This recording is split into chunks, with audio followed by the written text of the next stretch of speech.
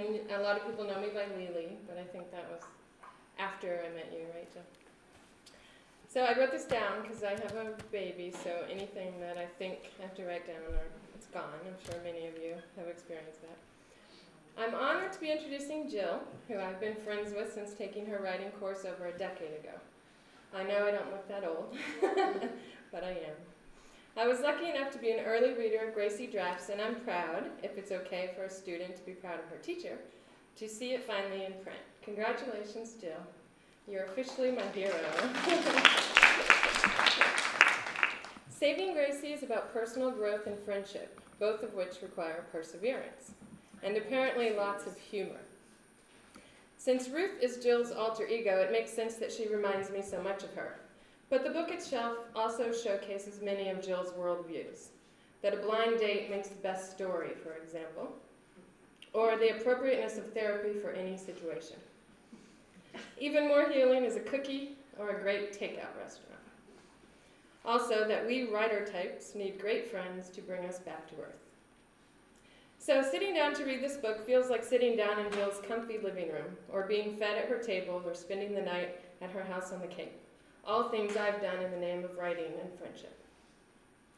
Many of the early reviews discuss the book's quickness, from humor to sadness, from growth to stalemate, from single to married to single again. This, I find, is not indicative of our friend, Jill. To me, Jill has always been a constant, whether writing, teaching, or giving some Ruth-esque snarky advice. She is always positive, generous, and unafraid. Like the time she read one of my first attempts at a story and told me, "It's good, but one day you'll need to add a plot." Obviously, plot is one of Jill's strengths, both on and off the page. And Saving Gracie illustrates plot as stability. Even unstable events in succession can act as stability. Or, as Kirkus put it, the book relies on ongoing crises for momentum. This momentum drives Ruth and a whole host of other characters toward growth and redemption. That's a quote from Kirkus. Whether or not Ruth is redeemed, I think, is a matter of personal opinion. But certainly, she's a good narrator. No matter the event, those small universal moments, the storytelling is the same. Soulful, honest, amusing, compelling, distinctive, lovable, refreshing, engaging. I stole all of this from Amazon.com reviews. You can read those yourself. Jill and Ruth are alike in their certainty and honesty. I occasionally found myself frustrated, though, with Ruth's sudden declarations, which she always follows through on. Despite knowing the story beforehand, I was rooting for Ruth to choose adventures and lovers over motherhood. Maybe in another book. Regardless, Ruthie starts talking, and here we are, back on Jill's couch, absorbing, commiserating, laughing, listening. And if you've ever tried to get off that couch and go back to your day, then you know what it's like to put down this book.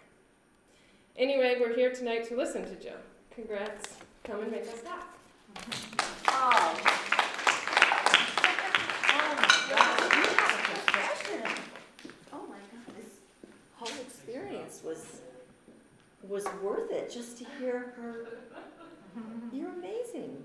I wish you should have brought a story of your own to read. Thank you. Okay, here we are. Show the book? Yeah. Okay, that's my friend Marilyn. She's doing all the thinking for me. I think everybody's seen the book, but anyway, okay.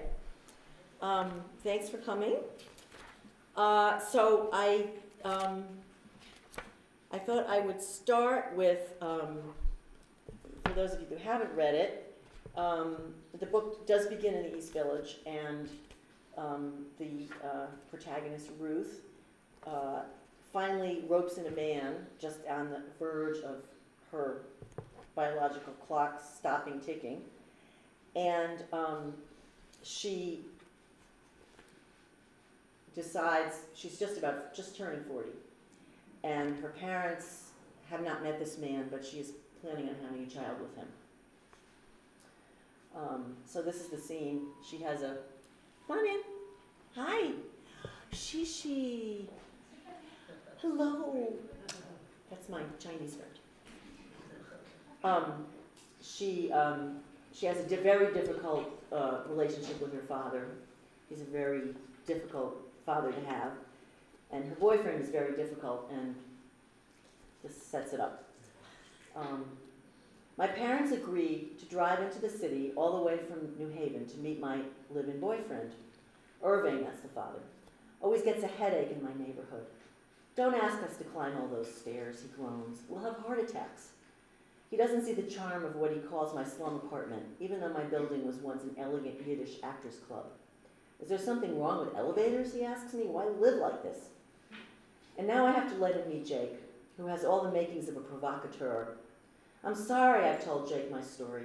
My dad's social graces are limited to wisecracks, and Jake lacks that kind of humor. But I'm ready to walk through fire to get this ordeal over with. You'll have to be the adult, I warn the father of my unborn child, while we wait in front of my building for my father's Mercedes to pull up. So you're the guy Ruth thinks she loves this time, Irving lobs as soon as we climb into the back seat. I elbow Jake to shut up while directing my father toward the Lower East Side. Manhattan is so exciting, my mother says, as we creep through traffic. If you like getting mugged, Irving adds. We finally get to Sammy's Romanian, and I convince my dad his car won't be stolen if we park on Christie Street. I'd rather take that chance than hear him complain about the price of a garage, but it's a toss-up. I'm hoping Sammy's Hamish atmosphere, the klezmer music, and insulting waiters will save us from a catastrophe. At least my dad will love smearing chicken fat on his rye bread. I'm praying we can keep up the polite facade until the high-octane Slivovitz takes effect. Ruth has always had man trouble, Irving tells Jake. I guess her father's a tough act to follow. Despite my begging, Jake grabs the bait. That's interesting, he fires back. She hasn't told me one good thing about you. What's the matter? The guy can't take a joke? My dad has always been aggravatingly perceptive. I have no appetite for my tenderloin. Did anyone ever say you look like Cary Grant? My mother asks Jake to keep the conversation rolling. No, he says, because I don't. Jake has his doctorate from UCLA, and his consulting work is really taking off, I try. Actually, I never got the doctorate, he corrects me. My thesis advisor was a moron.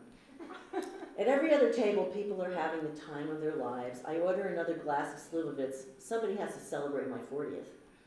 As if his potential nightmare of a son-in-law, or something like that, will try to beat him to it, Irving grabs the check dramatically and groans when he sees it. I'd love to meet your parents, my mother tells Jake while we're putting on our coats. I haven't seen them in years, he informs her. Never put me in the same room with that jerk again, my lover mumbles after my parents zoom toward the safety of Connecticut. My futile mission sort of accomplished. My heartburn won't be from the chopped liver, but I know enough not to discuss the unfortunate evening. Stressed out from all the changes I'm putting through, my lover retreats into darkness for a few days. That guy's a beaut, my father says when I finally call. Oh, Irving, on another phone, my mother tries to change the subject. Don't listen to him, Ruth. Everyone will get along once the baby's born, my friend Rhonda assures me. But her husband is well-mannered, and her father was her biggest fan, so what does she know? So that's, thank you. That's pre-baby. If anybody has a question at this point, they could ask it. We could break it up, yes. Allez-y. This is the French section. You have a lot of our names. You have Rhonda, you have Ruth, you have many more. This is the first thing that when I was like, is she, what? Why? Because I couldn't remember Rhonda, Ruth, Randy. No, you have a Randy? No, not a Randy. No. You have a lot of our names. Oh. Check it out. Okay, well, next edition I'll have Read the to... book. Read the book. Okay. Thank you, Elaine. And tell me. See you in your other class. Yeah. I want to know why. Tell me why. Oh, why? Linda, hello, come on in. Thank you for coming. I don't know why. No, so not on purpose. No, So and you did not realize it. I did not realize it. Okay. I- How and- many R names you have in there? I don't know, but thank you for the How question. many sun salutes you're gonna have to do? All right, well, okay. Someone read your book. She, Yeah, I know. okay, that's an astute reader there. Okay, well, I don't know, maybe somebody could do a thesis about it, I don't know. Okay, so obviously the book is about quite a lot about Gracie. And this is the night that I meet her. I've had the baby with the not married to the Jake. That's me, right? The baby? I thought you wanted to be anonymous. It changes. I wanted the spotlight. You want the spotlight? Come on up.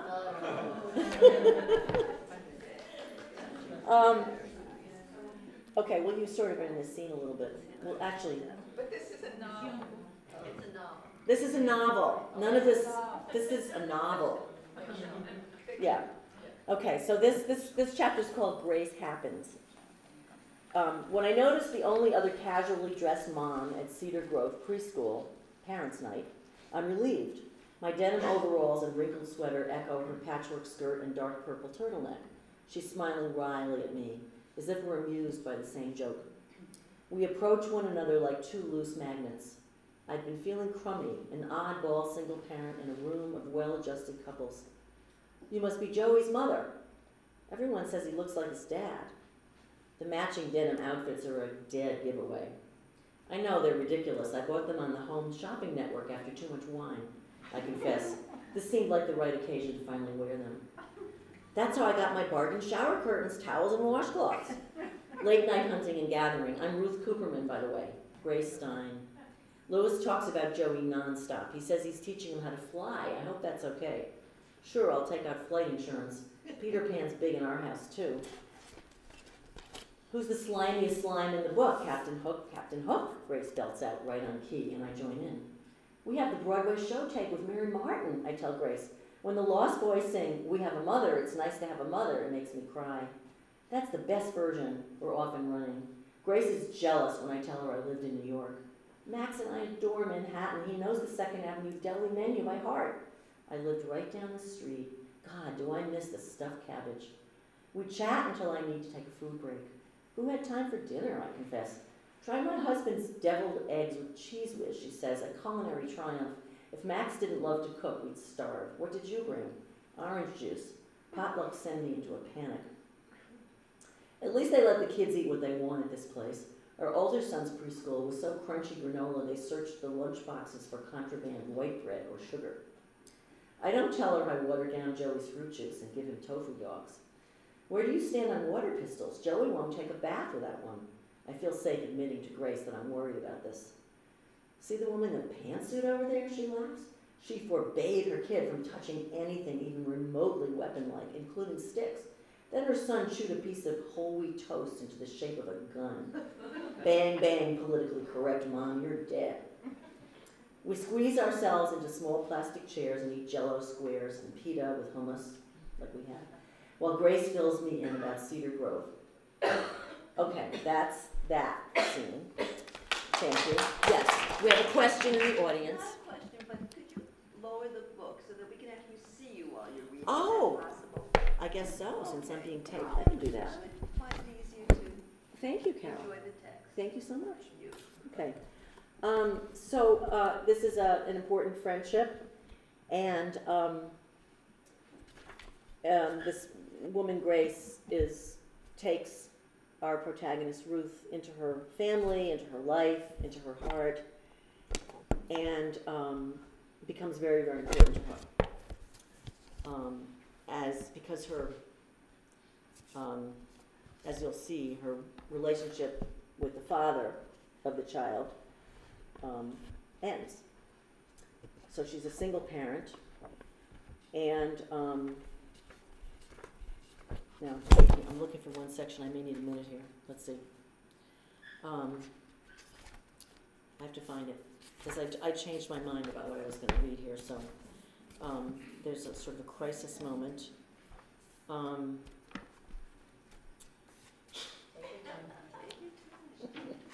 Oh, here it is. Okay, I found it. Okay.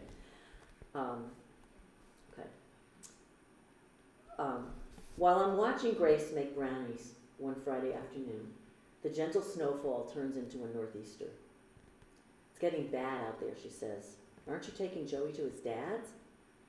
It's always hard to leave the Steins. I'd better get going or I'll never make it.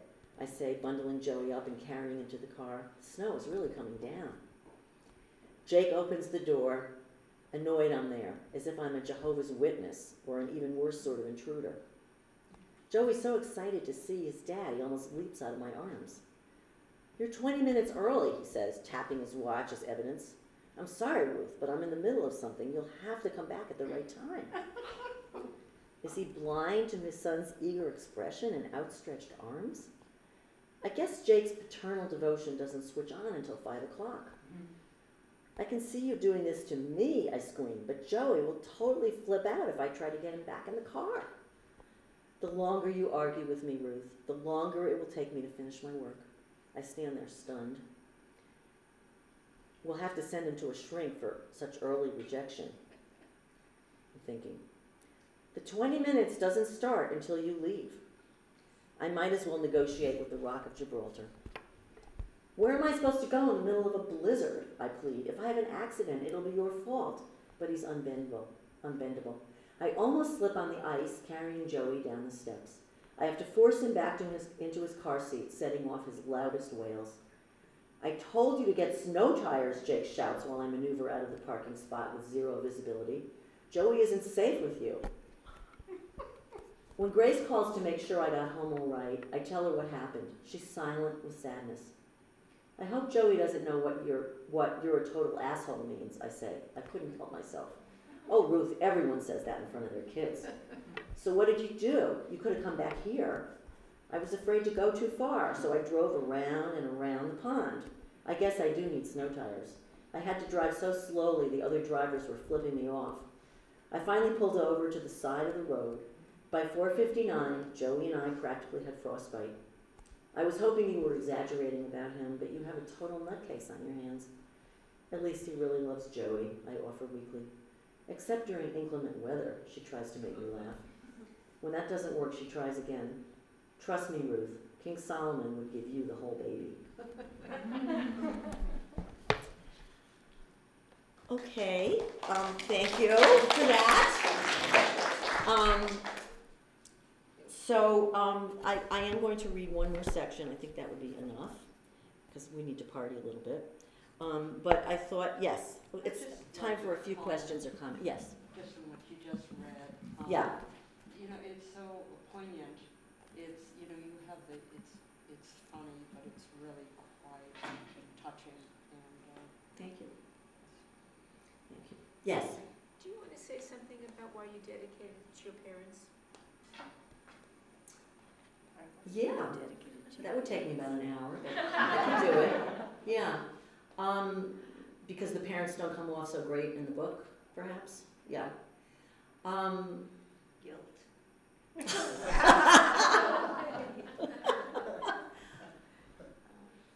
Perhaps.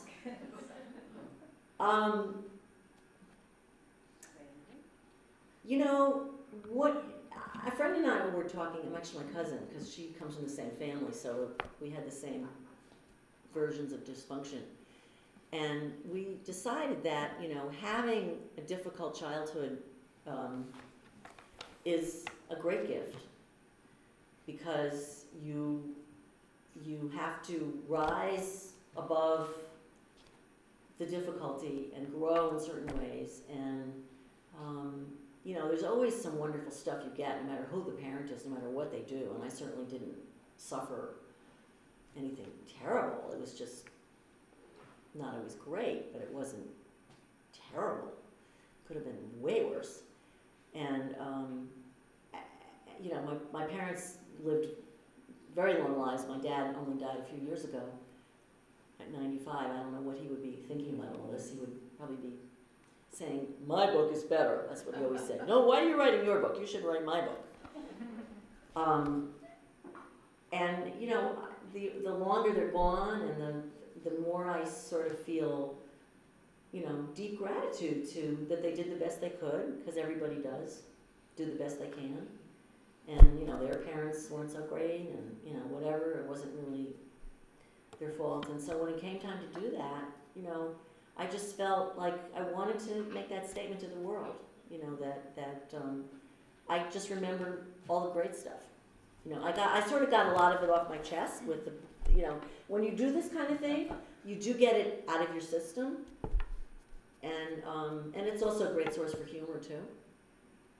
So, but thank you for the question. That's a really good question. Thank you. Thank you. Yes. How long did it take you to write? How long were you working on it? Your whole That's a life? crazy story. The book, I don't want to give it away what happens because some people here haven't read it, but I probably started the book 15 years ago. While all this was starting to go on. I mean, well, my son's 25, you know, when the book starts, he's not born yet, but I didn't start writing it probably till he was in, you know, not quite high school, but, you know, grade school. Pre-bar mitzvah age. Not that he had a bar mitzvah, but pre-bar mitzvah. And, you know, it's been a very long, long journey because it almost got published a long time ago. I pulled in a really hotshot New York agent very early, you know, after the first one was finished, and that was a lot of years. Probably that was around 2000. What are we now, 2012? And I thought, oh great, I made it, I've done, it's fabulous, you know, great, I got an agent, she's gonna sell it, I'm it, I did it. And then she didn't sell it, and I, instead of continuing to try to contact the other agents, I got really disgusted. I think I tried maybe one, and then I just threw it in the closet. I locked it in the closet, is what I did. I just said, it's over, it's done, I can't stand it. And I have been writing other things, but and then a friend of mine, a fairly new friend of mine, said, one day she said, you know, I heard you wrote a book. What is it? And I said, you know, I don't want to. And she said, well, I want to see it. And I said, I don't even know which version to give you. I have, you know, at that point, nothing was even on the computer. I guess it was on the computer, but I had some printouts. I had changed computers. I didn't know what. And she just sort of badgered me, and she said, well, I'm interested. I'd like to read it, because she was writing a novel. And so I dug it out. She said, just give me any version. And there were probably several. And she called me up the next day, and she said, I am in tears, you know, what's the matter with you? Why aren't you doing this? And I guess I was ready then. And then I became grateful that the first one didn't sell, because what they always tell you is if you're writing, you know, you think it's great, you think it's done, you think it's fabulous, and it never is. It just isn't until you go through draft after draft after, it just isn't done. And so with the hindsight of another 5 years of reworking it, at that point I hired an editor, I got serious about it again, and I'm actually grateful, because I would have had this book that was published in 2005 or 3, and it wouldn't be my best work, and so so it took a lot of time. A lot of that time I wasn't really working on it, but it was, you know, I mean, my cousin, who's in the book, her name is Gertie, that's her nickname, she will say that I had to go through a lot of Labor. What? Difficult and long labor. Long labor. Well, a lot of emotional growth to be able to. I had to reveal more about myself. The first book was funny and cute and quick and was fun, but it didn't have enough about the main character in the book. It was really about the other people. So everyone said, you know, put yourself in the book. So I put myself more in the book this time, I think. So thank you for those questions. Okay, so we can get to the wine and food. I am going to read. So I think I will read, you know, not to reveal. This is about halfway through the book, and that's as far as I'm going to go with the readings, because I don't want to reveal anything. Eventually Ruth is single again, we know that, and she is lucky enough to find a place to take her son on Cape Cod for a few weeks in the summer. And that's where this one takes place. So the chapter is called Sour Blackberries. In the morning, Joey and I sit in a circle near the community house for story hour. And after that, Coach Ted organizes a game called Cracker Dodge that Joey already knows how to play. Kids streak by on bikes, and when one of them falls, the closest adult picks him up and wipes his tears. Wayward Park, that's the community on the Cape, is any parent's dream and a single mom's utopia. Joey and I take to its August ease like gulls to flight, especially when Joey chases them. I let him eat pizza for breakfast, tuna sandwiches for dinner. If my tired, sweaty boy won't take a shower, so be it. Who cares about sand in the sheets?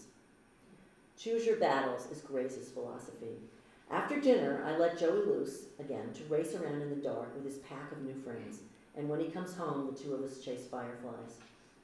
I'm definitely the outlier in Wayward Park. Not only a single parent, but a Jewish one. Most Parkies have been coming here since childhood, and many have married one another. It's hard to be surrounded by so many intact and happy-looking families.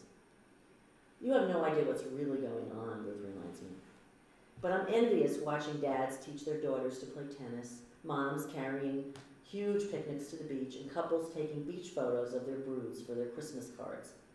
Joey and I play water games and walk through the nearby cemetery, where I read him the names carved on mossy headstones.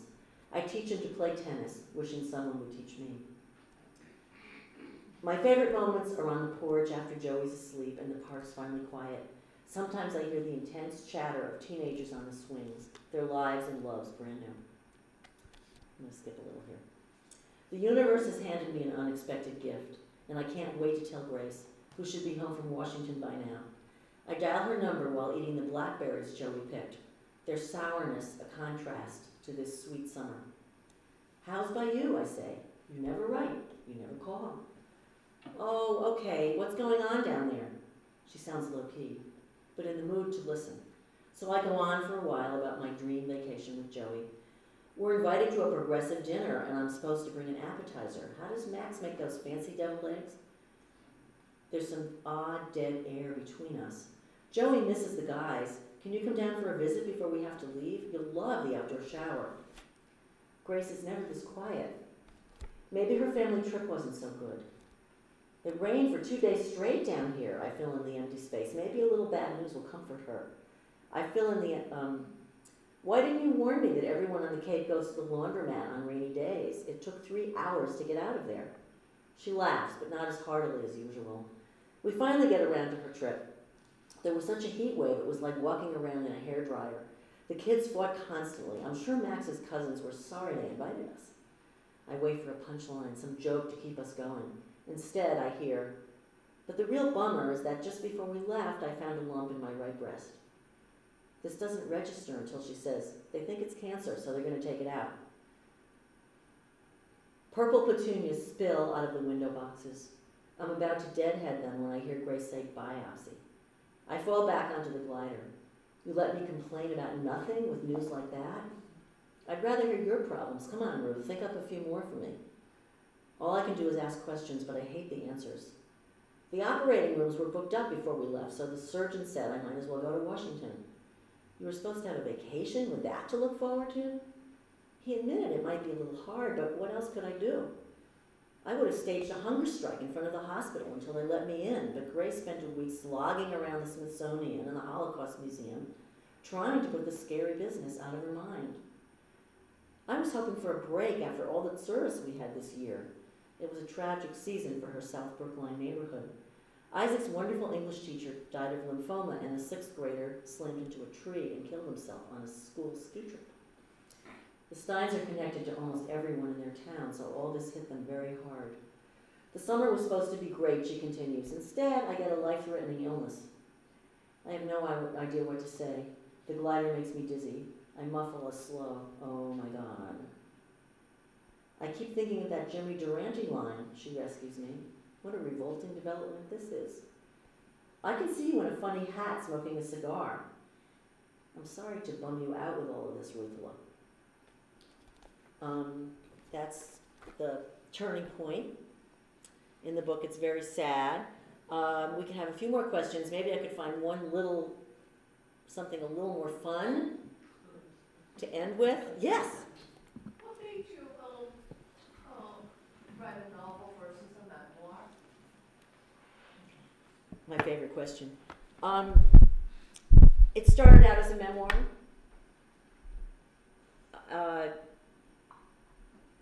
there was a point where I didn't even remember whether it was a novel or a memoir that I was writing. What happened was that, as if anybody has started a memoir, I know some people in the audience have, you get those, you hit those moments where you just, the comfort of fiction sort of rescues you. There's real life and then there's embroidered real life, and I'm sure most of us, when we go to a party and we're telling a story, we embroider a little bit. You just do. It makes it more fun. What? Not you? No, you don't do it. He doesn't need to. It gave me a comfort zone with people that were alive. It was more fun. There were times when, I mean, there's a scene, I don't know who's read it here, but there's a scene where when Ruth is giving birth in the hospital, and I cheated a lot with that, but I mean, it was real, but it was, in fact, I blamed a lot of stuff on other people than myself. No, we never do. No, what? Never do that. I never did what? We never do We that. never do Oh, you never do that. Oh, right, you never do that. Yeah. It was funnier when it was, I could blame it on the father of the child than myself. In fact, it was really, in real life, it was my idea to wait in the parking lot until until midnight when I was in the middle of labor. It was a comfort zone, and it was felt more. It opened it up a lot, and I think it was also for the humor, because life is just funnier when you can lie a little bit, right? I mean, life is funny, but try it out yourself. I mean, tell somebody a story and have it be completely real, and then tell somebody a story, and you just are always tempted to do that. So fiction. So it's a lot of reasons. I'm writing a memoir now, and I'm having trouble not lying. So maybe it'll turn into fiction. Embroidery is better. What? It's called creative. Creative nonfiction. I know, that's the new genre. Yeah. Okay. A question? Okay. Yes. No, I have a comment and then a question. Okay. The comment first. I have read this book, and I really love this book, but nothing has been as amazing as hearing you read, Jill. Your voice is so rich, and you add so much to what's already there, which is quite a lot, and it's been a real pleasure for me to listen to you read these words that I've only seen on paper. So thank you for that. Well, audiobook coming soon. Actually, the woman that interviewed me on the radio said something about an audiobook, and I said, Yeah, you have a great reading voice. she said, you should do it. She said, you should do it, and I thought, I don't know. I love audiobooks, but, I don't know. But thank you. That's a nice comment. I can connect you with, we'll talk about All right, that. we'll talk about it. Yeah. Okay, But fine. can I ask Yeah. you, oh, I'm sorry, no, I don't Yeah, no, thanks. No, yeah. So in the second to last thing that you read there, you read about the snowstorm, and then she had to go out into the snowstorm. Were you trying to show the dysfunction in her, that she couldn't sit in a car for 20 minutes and she had to go drive in the snowstorm, as much as the dysfunction in her husband? Because it seems to me that if there were a terrible snowstorm, I wouldn't have gone out driving myself. And yet, you kind of said, oh, here she goes out driving and drives around a pond without any snowstorm. So it felt to me like she was more dysfunctional than the man that she was trying to be mad at. Guilty as charged. I mean, you would think that, if it's really a bad storm, why wouldn't you just go down and sit in the car for 20 minutes? Because it's cold. But that's the second thing that I want to bring, that you said by the time you've driven for 20 minutes, you were frozen. Well, why didn't you turn on the No, we heater? stopped. We did stop. At the end, I said we stopped, and then we both had frostbite. But you didn't leave the car running, or, I guess not. I was always told that's not a good idea. You're not supposed to do that. Crack the window, you don't get carbon monoxide. So then a second Yeah. question, why for a life-threatening thing did you pick breast cancer, which seems to me to be kind of a, kind of the obvious as opposed to the less obvious? If you're going to pick a life-threatening disease. Because that's really what happened, and those were the details. I mean, I'm not a medical person, so I mean, I actually have a friend who's gone through breast cancer a few times, and I wanted her to read it. I mean, the protocols changed. This is 10 years old protocols now in Right. this book, you know. Uh-huh. But I don't know that I could have possibly made up. I mean, That makes sense, yeah. I couldn't. There were too many specific details about where it traveled and Right. all that stuff that happened, you know, all that stuff that goes You on. don't want to learn that a young friend, and you are young mothers, young women, has breast cancer.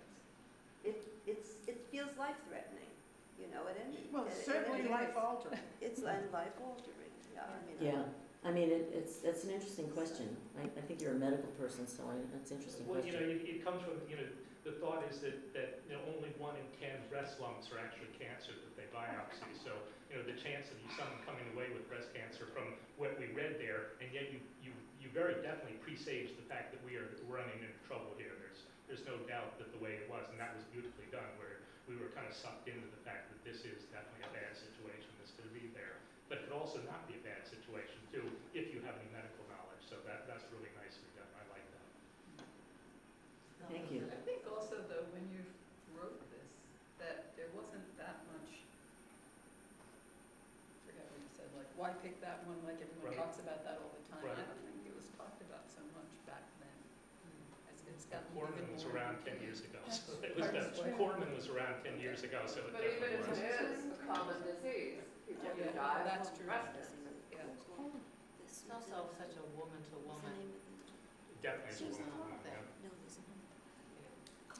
Yeah. Yeah, I could never. I mean, that's why I don't know that I'm a fiction writer, because to make up, I don't know how fiction writers do it. Make up, write a novel about somebody who drives a truck in Utah or something. How do you do it? You know, unless you're living, huh? You have researchers. Yeah, but it's not. I don't know. There were just so many The right from your experience. details that I could never. Yeah. Oh, were you gonna say something again? Yeah, I was going to ask, you mentioned how after your friend read the memoir novel and liked it, and so you Yeah. started injecting more of yourself into it, because that was some of the feedback you had gotten. Yeah. What were some of the things about yourself, either funny or serious or whatever, that you injected into the story that you didn't have in earlier versions? Because I think as a writer, that must be, you know, fiction or not, creative fiction. Yeah. You're Um, feeling yourself.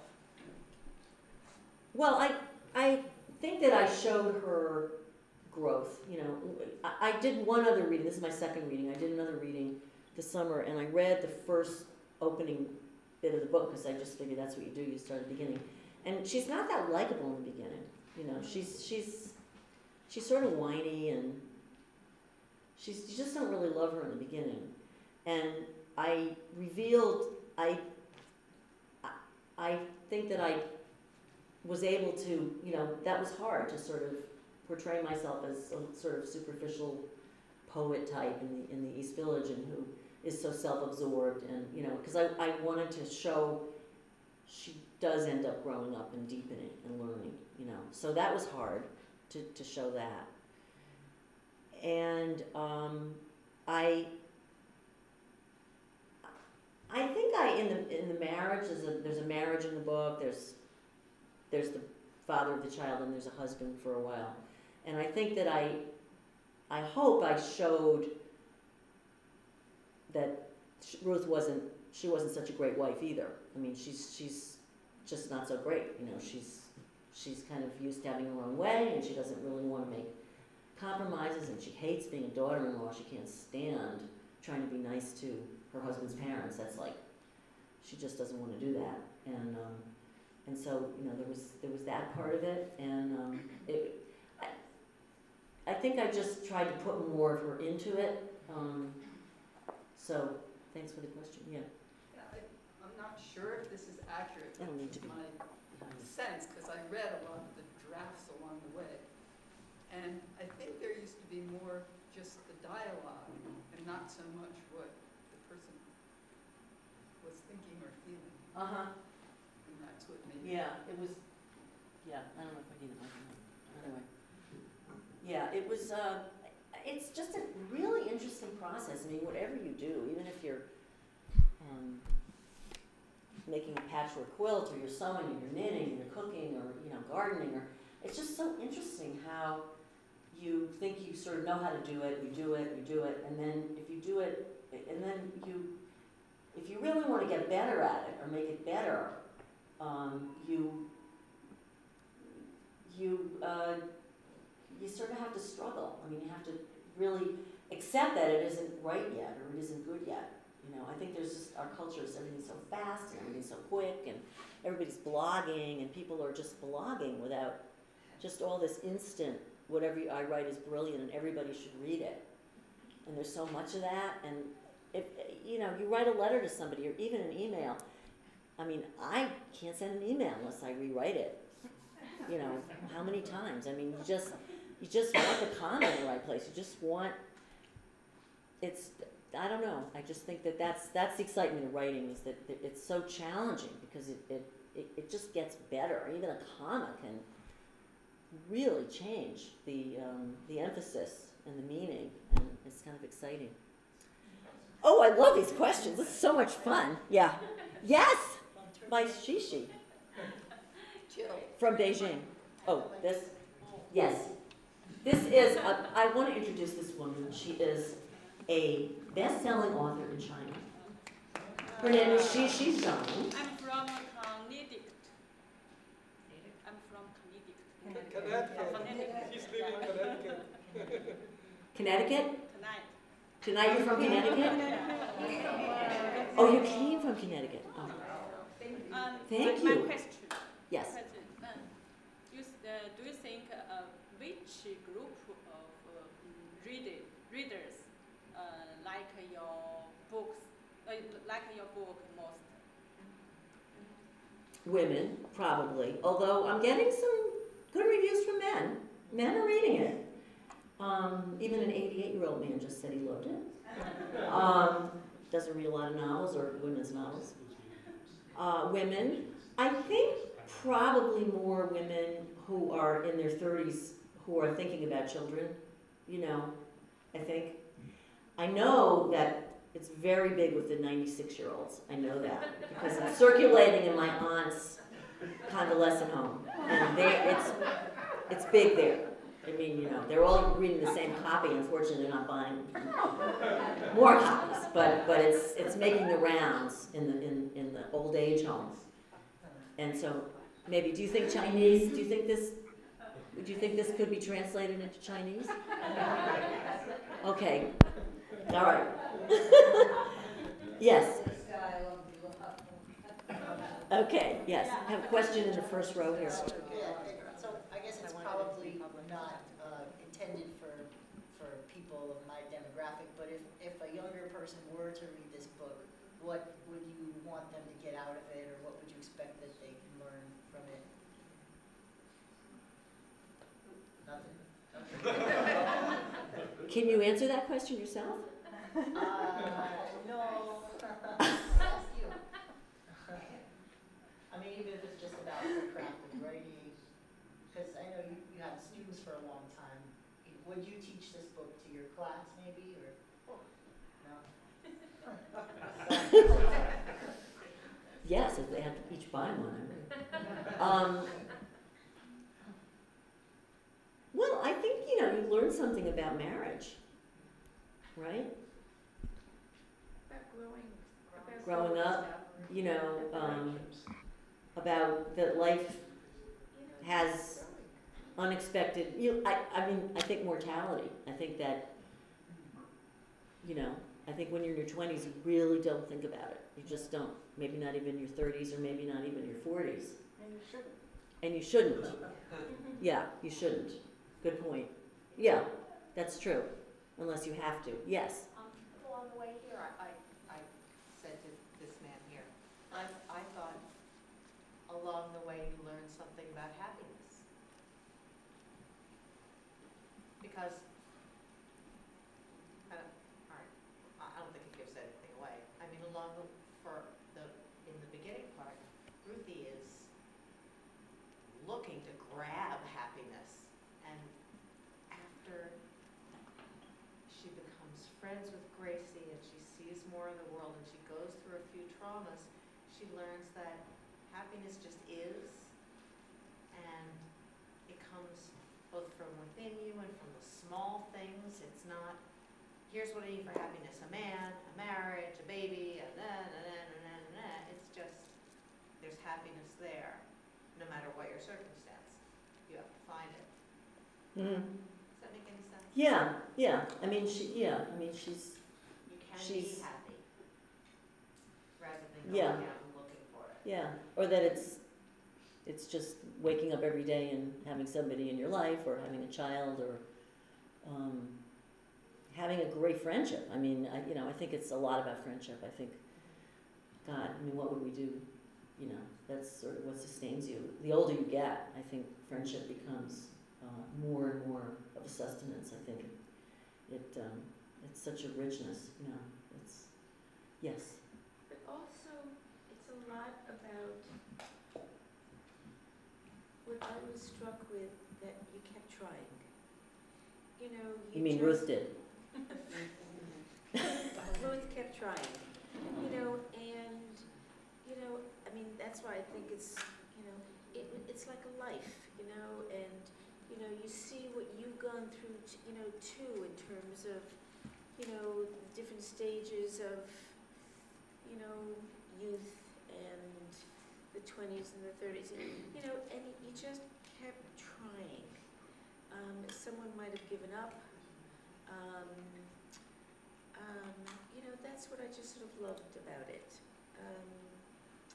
And another thing that I loved about it was, you know, somehow documenting so much of your relationship with Joey, Ruth's relationship with Joey.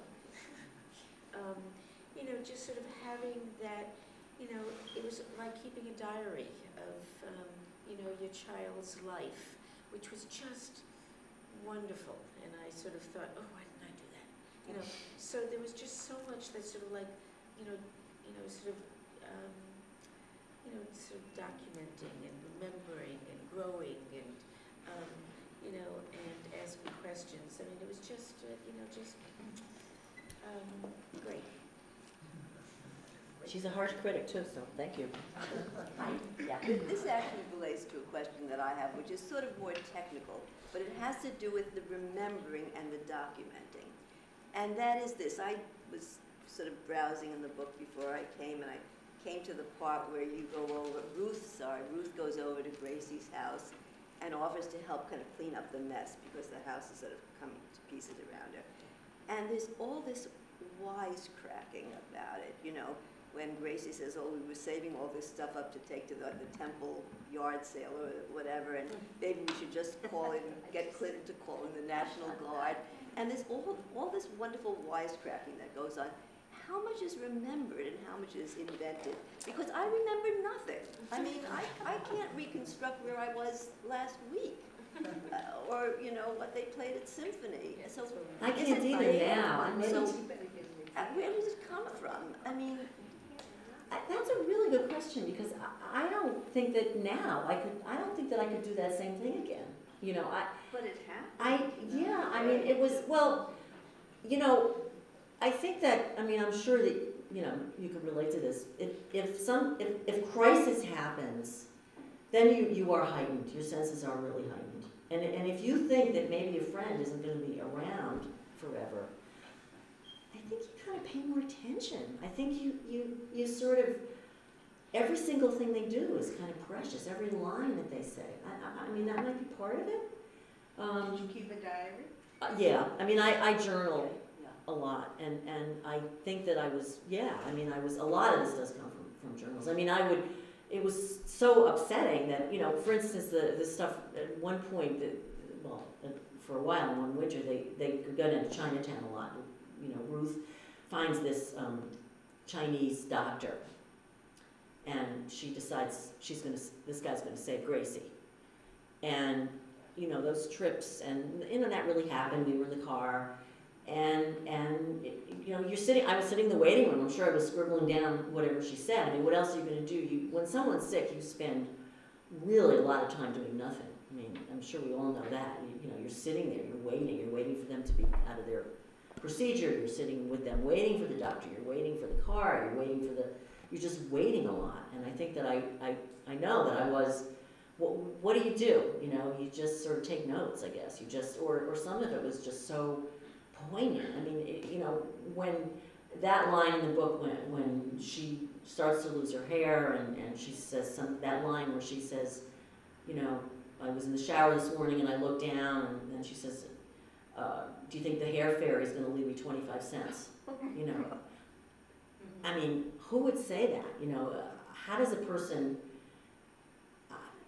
I don't know, you know, a remarkable ability to kind of cope by just being hysterically funny, you know. I mean, I would hope that I could do it, but that, you can't forget a line like that, right? You know, it's just, how does that come? Yes? I just went through a similar thing with my brother. Yes. I think knowing that he didn't have a long time to live made me really appreciate all the time that I had with him. And you are heightened. It's like every experience you have with him, because you know it's probably going to be the last time you do this or the last time you do that with him. And I sort of listened to him more because he seemed in some ways wiser, and it was just a different kind of experience. And I sense the same thing in your relationship with Gracie. Yeah. Yeah. But on the other hand, you gave a lot of details in parts of your book that weren't around when it was heightened around her illness. Uh-huh. So the question, Carol's question would still hold, like, did you remember it or did you make it up? You know. Well, the stuff about my father, I could, you know, he had his set lines. I mean, I could recite to you. He could walk into a room and I would tell you exactly what he was going to say. I mean, he had a dialogue, and he would pretty much, I just knew his shtick. You know, some of the details would change, but I could pretty much, I knew what he was, I pretty much knew what he was, almost every time he was going to say something, I knew what he was going to say, or I knew when he was going to make a remark. You know, that I knew, that was easy, you know. My mother would always be trying to be sweet, and, you know, she would say something interesting.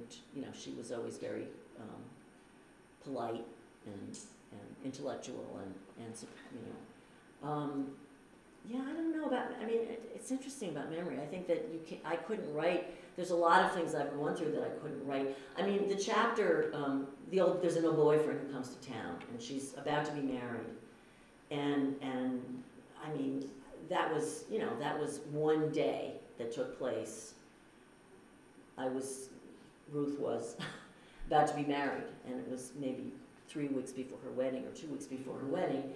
And, you know, here's the one that got away, and all of a sudden he's back in Boston, and she's already ambivalent. You know, I mean, you're going to remember the details of a day like that. You know, you're going to remember every single thing that, here's this, she never sees this man. She hasn't seen him for 15 years before that, and she knows she probably won't see him for another 15 years. And so I think naturally, if it's something you care about, you're dramatically sort of engaged in it, you just, you know, you are going to remember like I mean, I can drive by that, you know, it was a Starbucks on Mass Ave in Cambridge, and, you know, I'll never drive by that without being back in that day that, you know, I met him at the Starbucks in Cambridge. So I think that whatever is, you know, when you're heightened, and then there are so many things that we don't pay attention to, and we don't remember that. That's when you make things up, you know, I guess. Or you just need you know, that's you know, writing is, that's what's exciting about it, I think, is, you know, writers always say you get to relive, you live your life, and then when you write, you get to live it again. You get a double shot at it, and you can live it, you know, worse than you lived it, or better than you lived it, or you can make it change. You can do whatever you want with it. And, you know, on the other hand, you may be never totally living in your life because you're always thinking about writing. Like, would this be, I mean, I just don't have any experiences that I don't think, let's see, should I put this in? Should I not put this in? Is this something I should write about? Or, you know, you just do that. So it's a little neurotic. Yes? Did you have any anxiety about putting out these characters, non-characters into the world in terms of the reaction that the people portrayed in the book? The real people in the book? Yeah. Trying And how did you mediate that? Well, that's difficult. That's difficult. I dedicated the book, and I just put the initials because their family, you know, I just couldn't dedicate it to the real people that it was about because I didn't want their families or their kids or anybody to. I just couldn't make them public. You know, I mean, I'm sure a lot of people know who it is, especially in Brookline. You know, people will know who this is. I mean, this book's just this is on Brookline TV right now. It's a risk. I mean, it's you know, my son I don't think my son loves the fact that I wrote a book that he's in. I don't think he loves it. He's, you know, I don't think it's the price you pay. You are taking risks with friendships and family. You are. I mean, you're doing that. You know, you try to be fair. You try to be. I'm hoping I'm on everybody's side in this. I mean, I hope that the men are portrayed somewhat fairly, but not entirely. You know, it's a difficult thing. I mean, I guess that's why people make up these books about vampires and, you know, urban fantasy and, you know, all these books that people just make up these things, like people are flying through the ceiling and it's like, but then you know that nobody's going to get mad at you when you do that. So I can see why people do that, you know, mysteries. Yeah. Love these questions. This is great. I don't know if you can talk about this without giving something away, but I was curious about the title. I love the title. And I always thought, and I put this on my Amazon.com review, I was always thinking, it's Ruth's story. Why is the title Saving Gracie? And I wonder if, I think I've figured out a reason, but I wonder if you could talk about that. Has that always been the title, or did you? It just always was the title. Oh, it was Amazing Gracie at one point. But, yeah, I mean, I had an agent who said she thought that it should not be that title because she doesn't save Gracie. She said, you can't have that title. She doesn't save her. It's it's what she tries. You know, she had a title. She suggested I call it Ruth in Repose. That just wasn't going to work. Yeah, but yeah, I mean, I don't know. It just seemed to be her mission to throw herself into this friendship, and it was the most alive thing that she had ever, you know, aside from having babies. It was her. She wasn't obviously saving. She was saving herself by doing that. So it was really about her. Yeah. Were you going to say something? Well, the book saves Grace. The book saves. The book that you wrote Saves Gracie. Oh, well, that's sweet. Yeah, I guess in a way she is preserved. Yeah. Yeah, she is really, she deserves to be known. She really does. Well, that's a lot. I don't think I think we're uplifted enough without me finding something funny in the funeral scene or something. So, thank you. This was really fun. I mean, for me. Thank you so much.